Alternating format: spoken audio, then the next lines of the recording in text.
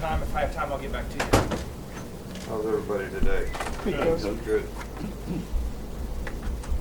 Been really pleased, especially today, with the way our players approach practice, and we sort of understand it. It's been, a long season. We played a lot of games, and we did all the things to choose to be here. So we did things the right way. So now you got to continue to do them the right way so you can finish the way you'd like. And you really have to decide to prepare and do things in practice so that you create the kind of confidence that you need in the game to be able to play against a team like this. It's a great opportunity for our team to play in the college football national championship game, and attention to detail is really, really important to being able to do that. This is a little bit different circumstance than, the players got to understand it's not a bowl game. I mean, we don't go out there and practice for a week. We're in game week.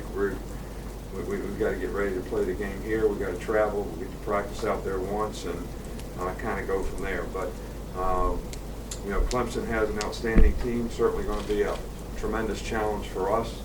I think their quarterback, Deshaun Watson, is certainly one of the best football players in the country, no doubt, in terms of what his production, performance, leadership has been. I think the balance that they have on offense between run and pass makes it very difficult to defend them, and they have a lot of speed.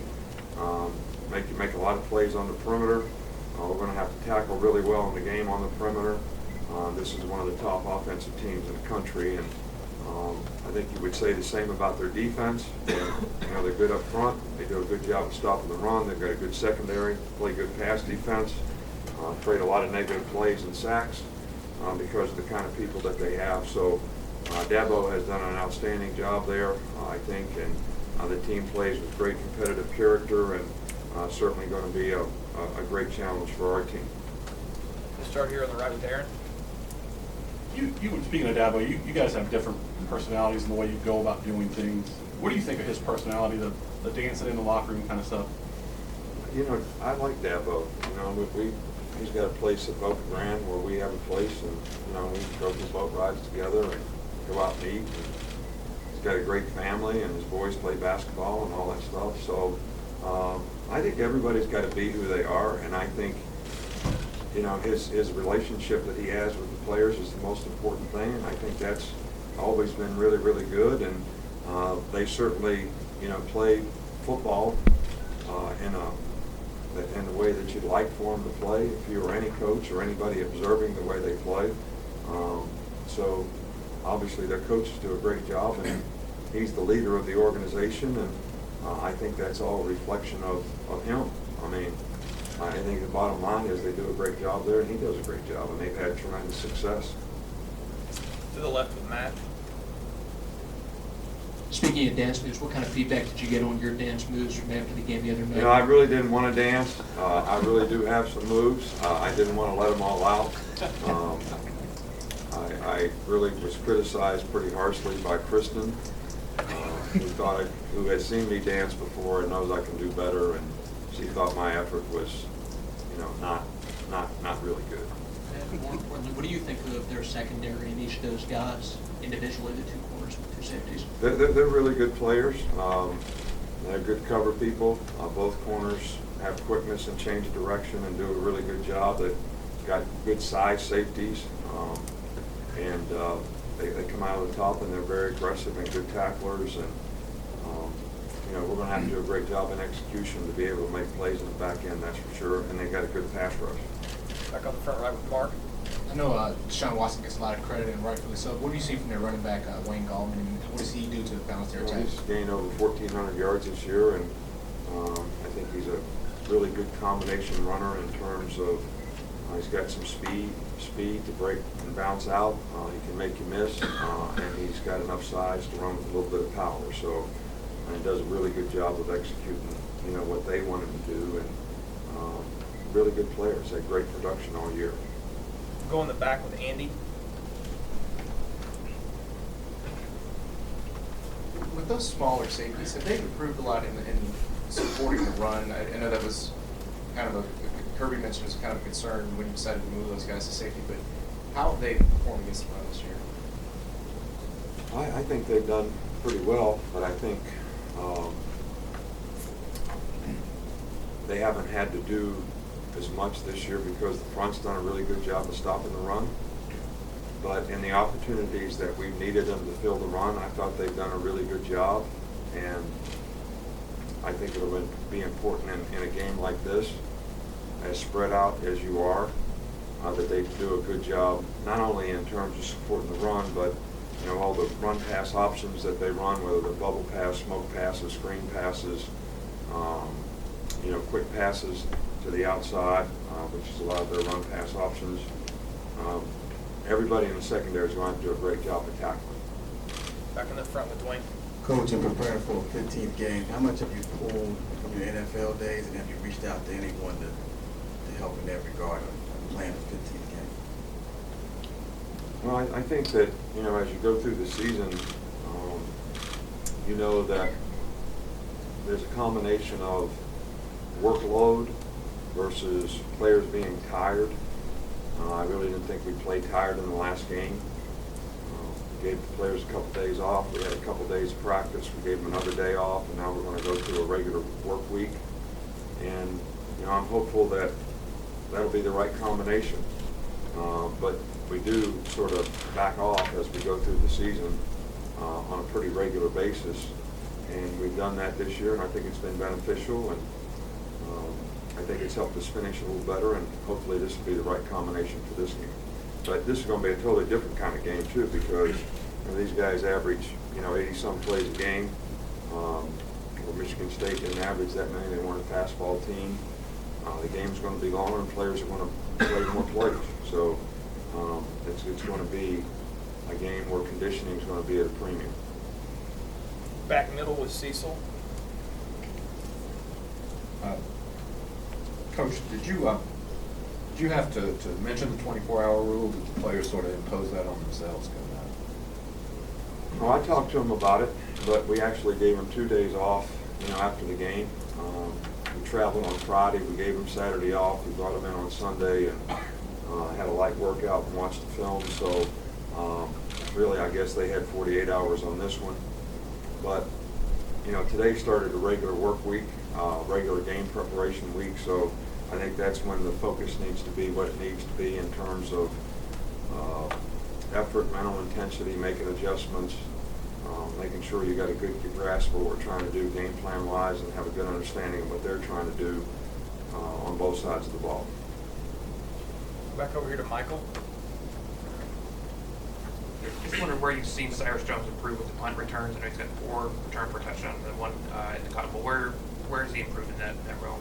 Well, Cyrus has always been a really good punt returner, and he had a couple early in the year that were good returns that actually, we had some penalties on that got called back. But I think the most important thing that he does is he does a really good job of taking care of the ball. I know he got hit on the 1, and the ball came out and went out of bounds in the last game, but does a good job. Possession of the ball is the most important thing, and then when you got a guy that's got running ability like he does, I think the guys are taking a little more pride in trying to get better holdups and executing the returns, and he's certainly been able to take advantage of them on several occasions. But and hopefully we'll be able to do something in a positive way in the kicking game in this game. Going back with Mark. And Joe's fine. Either one of those. Both of you back there is fine. Coach, you kind of touched on this a little bit already, but having been in a few of these games in the past, what's the most important thing you've learned over the years as far as finding the balance between making sure the team is sufficiently prepared but not overly tired for kickoff? Well, we've never been in this situation. We always, in the other championship games that we've been in, it was a one-game season, really. So you went from December 6th or whenever the last game was, right to the game.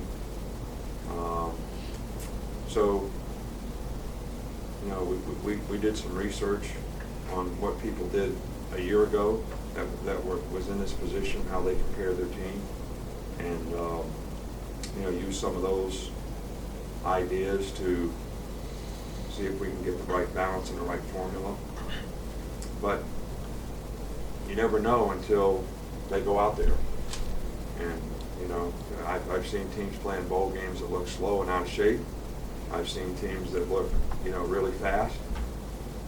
I'd rather look really fast, but I hope we're not out of shape, because it's going to be, you know, a 60-minute game, and there's going to be more plays, and the pace of play is going to be faster, and we're going to have to adapt and adjust to it. Right next to him, Mark.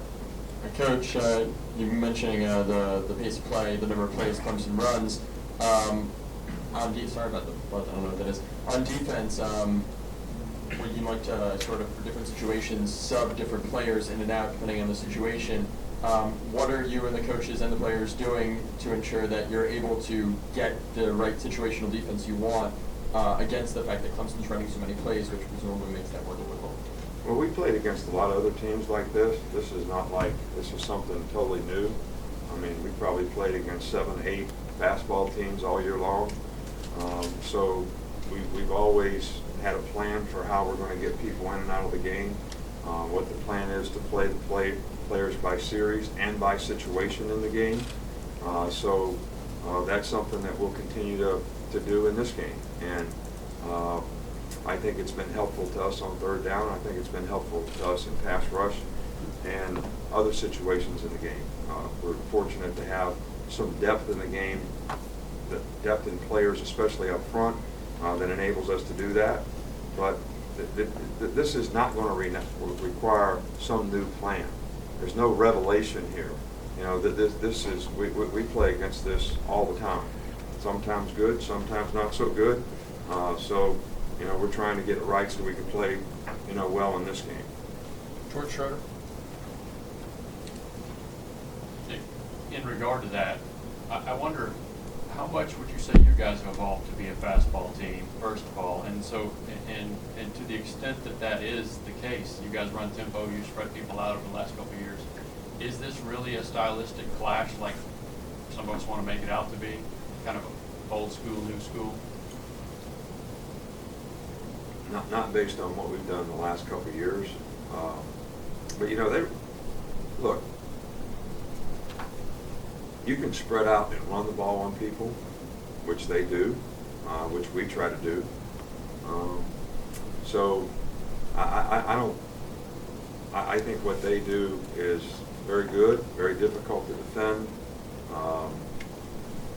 You know, it spreads you out, makes people make plays in space, and the fact that they can run the ball with that, and they have a dual threat quarterback who can run the ball and run quarterback runs, makes it even more difficult to defend. You know, we do some of the same things, so I don't think it's dramatically different. I just think maybe our team is a little more geared toward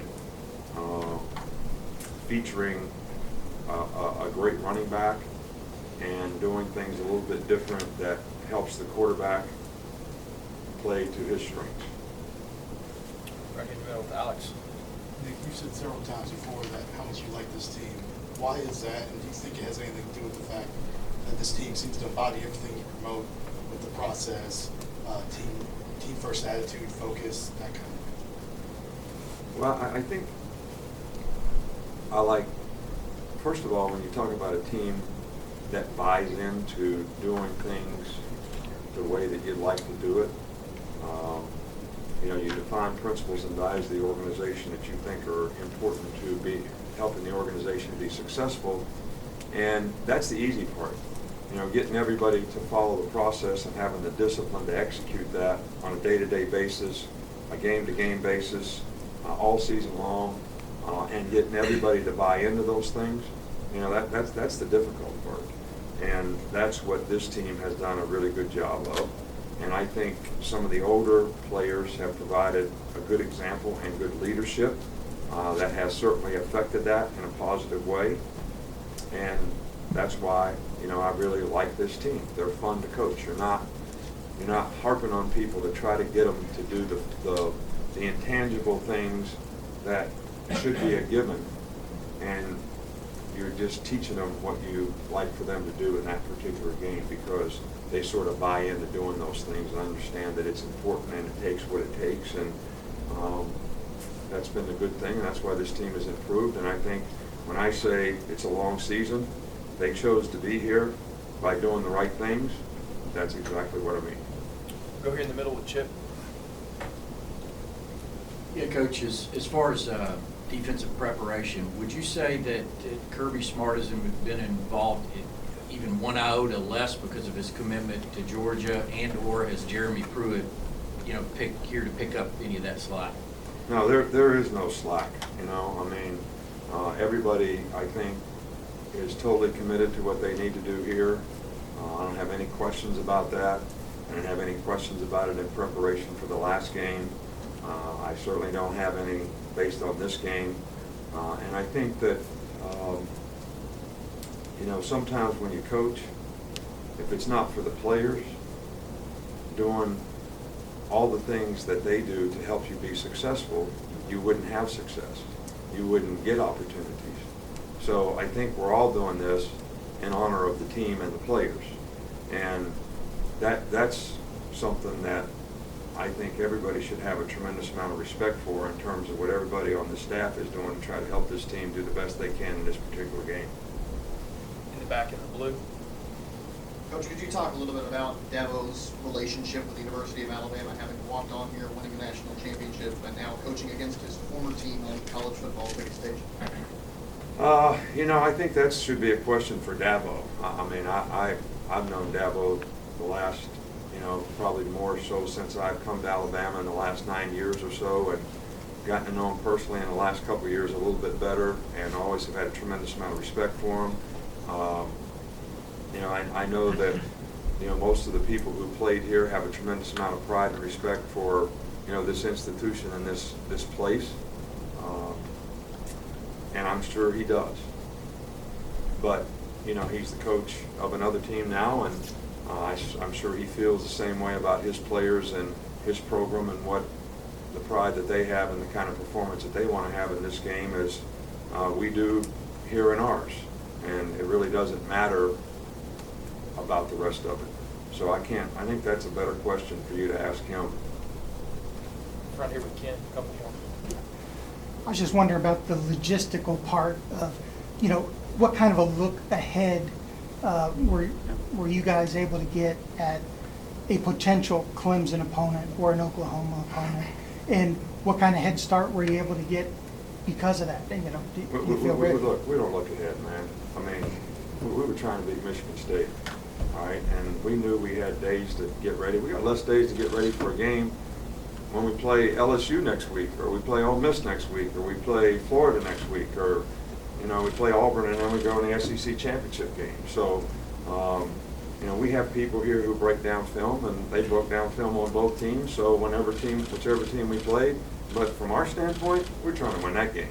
All right, we weren't looking ahead to playing anybody else, and you got to take these things one day at a time, one step at a time, and I think that's what the players need to do, and that's what we do, and nobody was looking ahead to playing anybody.